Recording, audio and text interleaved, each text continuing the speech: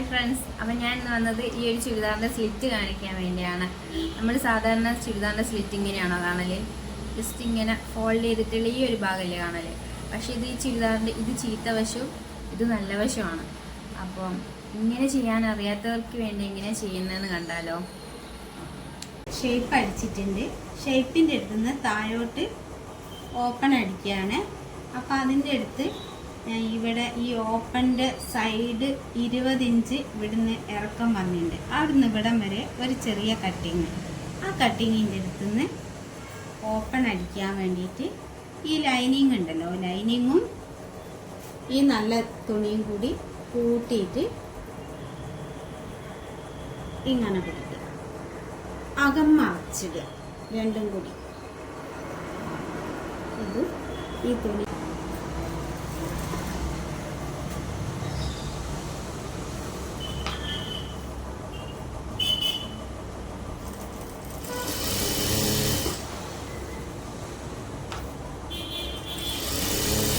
ഇങ്ങനെ താഴെ വരെ സ്റ്റിച്ച് ചെയ്യാം.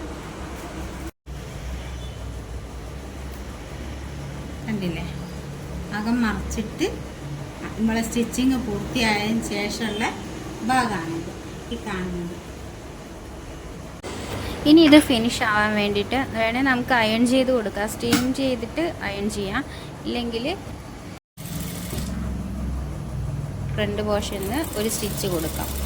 അതാ ഫുള്ളായിട്ട് സ്ലിറ്റ് 4 ഭാഗത്തും അങ്ങനെ തന്നെ കൊടുക്കണം. മേലെ കൂടി പ്രസ് ചെയ്തടിക്കുകയാണ്.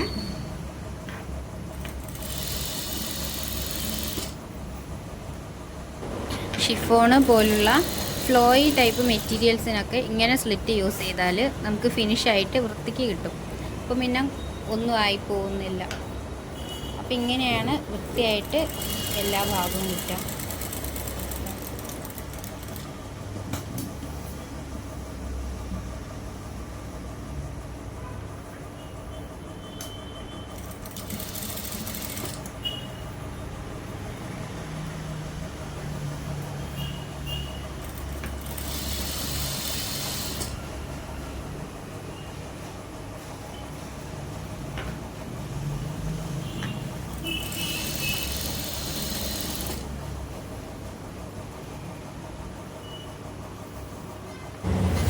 ഇനി തയ്യൽ തുമ്പ് വൃത്തിയാവാൻ വേണ്ടിയിട്ട് നമുക്ക് ഓവർലോക്കോ ഇല്ലെങ്കിൽ ഇതുപോലെ മടക്കി സ്റ്റിച്ച് ചെയ്യുകയാണെങ്കിൽ കുറച്ചുകൂടി വൃത്തിയായിട്ട് കിട്ടും.